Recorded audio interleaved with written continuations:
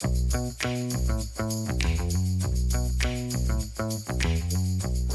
to this run through of a few of the features that we've made changes to the infoodle email sending system. It's quite a big area, an important area for everybody, and we want to make sure that we keep moving this area forward to get the best out of it and make it as easy as possible for you to use. You're looking at my screen in a test environment, and so we can show you some of these key features here.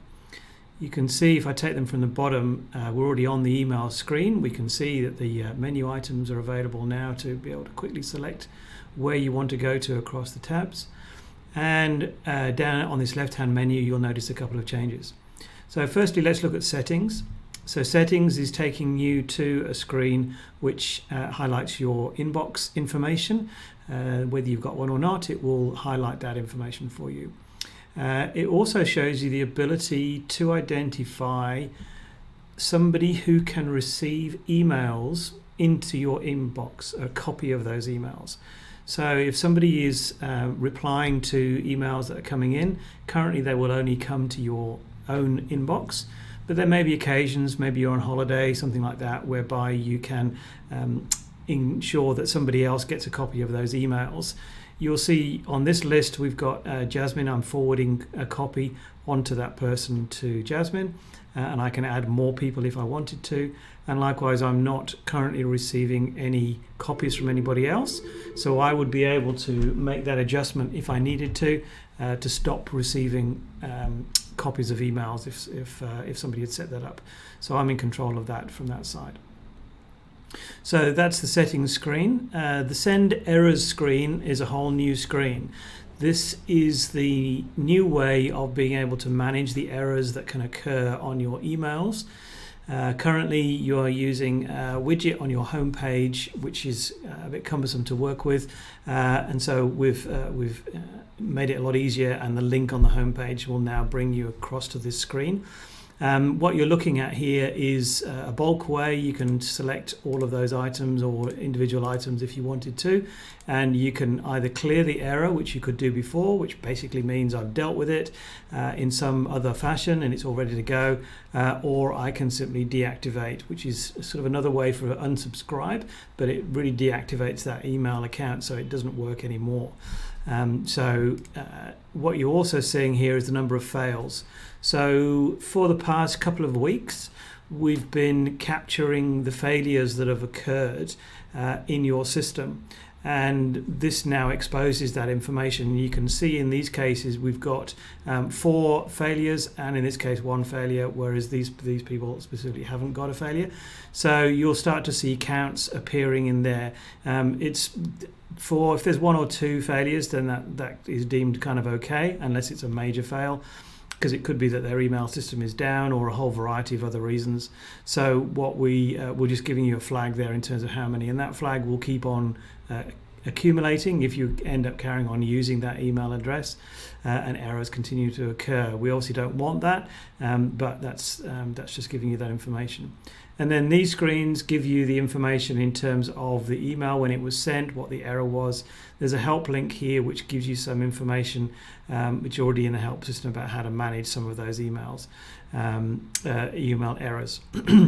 In addition to that, you can see we're currently showing errors waiting to be processed. By clicking on that, you can see we can filter down to the list of those that we've already cleared, and we can also look at those that we've already deactivated. So we're keeping a track of that to enable you to be aware of what's going on. You can then go into the account by clicking on these and resetting the situation for that email. You can click on that wrench to be able to identify whether it's deliverable, is okay or not. So that's as per normal in the current system. So the sent mail screen, working our way up, that's changed slightly to give you a slightly better visibility of what's going on. And you can see a little clue here of something that's coming up is the scheduled email. So it'll have an icon there showing that we've scheduled an email. We've tidied this up, and you can see we've got the options over here on the right to rather than them being little icons. So sent to list, so who did we send the email to? So we've got a list of those people that we sent it to, and from there we can do the actions where we can reuse an email or just view the email that went out, and we're looking at the status and any delivery response individually. So we've tidied that screen up as well. In addition to that, we've tidied up the statistics screen, which is showing you ready to send, what's been opened, and a percentage of those. And you can also see a click tracking activity that we've started to include as well, which we'll discuss in a minute.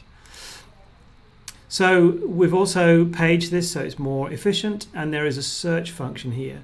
So this search function allows us to go and search for the emails within our system using whether it's the subject we're looking for, the contents, or a date range that we're looking for to be able to identify some emails that have gone out. So we're just able to use that search feature now. So that's a new one. The drafts area has had a lot of work done to try and improve the ability to capture drafts as and when it is required. We've got a simple bin there to delete them if you don't need them anymore, and there's the bulk actions which we had before as well, where you can delete your drafts. What's happening more clearly is more of the fields of the drafts are being included when we bring a draft back. And the saving of it is a bit more obvious, that we'll show as we're going along. The inbox screen hasn't changed a huge amount. We've just tidied it up a little bit, so it's still basically the same functionality there to look at emails that have gone out and to be able to reply to those that you have received in your inbox. So let's look at the actual email itself and see the changes there. You can see now when we send an email, we've done a major thing that a lot of people have been asking for, is to separate the from out from the reply to. So we can therefore determine who the email is coming from, and you can get replies back into a different account. So there was a lot of confusion over how that particularly was managed. So we've exposed that. That's the name, so you can edit the name if you wanted to. If you wanted a particular name to go out that's not yours, that's defaulted to your own profile. And we've got the email addresses that are part of your profile. By clicking on this, you're seeing that we've got, in my case, I've got 5 different emails there, and some of them have got a tick next to them, which means they have been verified. So they are good to go, and they will go out looking like that. If they are not valid domains, then it's got a cross there, so they're not verified, and infoodle will correct that, and this is what it's going to correct it to in my particular case, because that is my inbox identifier.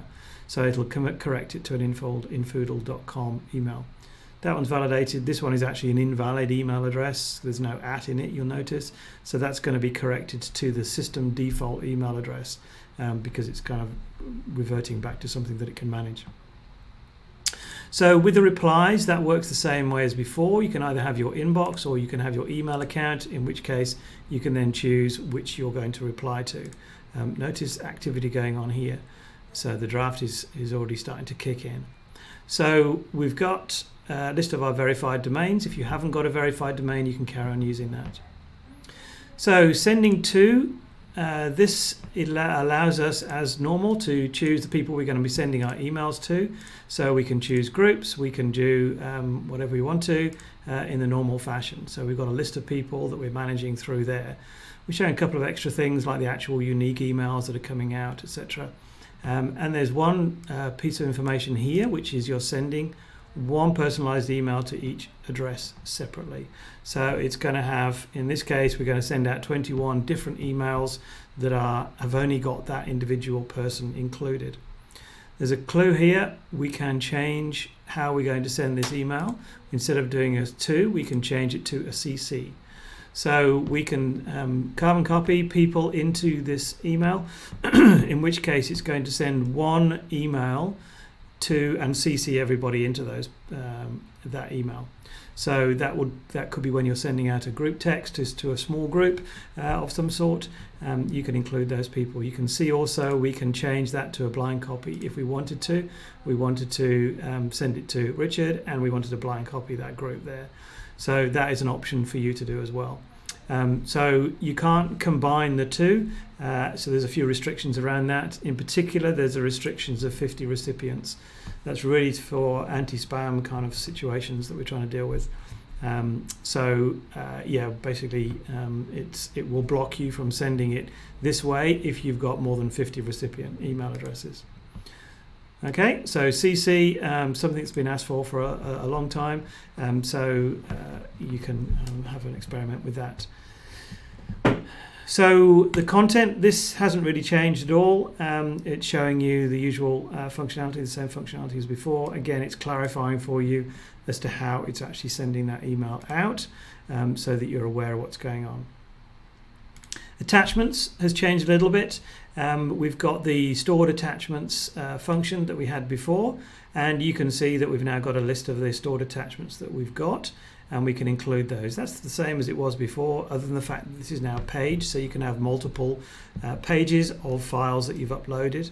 And you can also see, for those people who've got access to the library, that you're able to include an email that's come out from your library. So we can pick out files and documents that we've included, you tick on the ones that you want, and you add them into your email. So you can download them, you can work on them from there, and where it's got the information, it's able to identify how big the files are, so you can keep track of it that way. Uploading file is still the same. You can either click the upload or you can drop the file, as you can see there. Signatures are the same, no problem there. That hasn't changed. And the send function has had a couple of changes to it. So you can see here, in this case, I've got anyone that has been highlighted. That's because I've selected anyone as my default. So if you see I change it there, I can set my default. So that'll be the situation that you'll arrive at first time.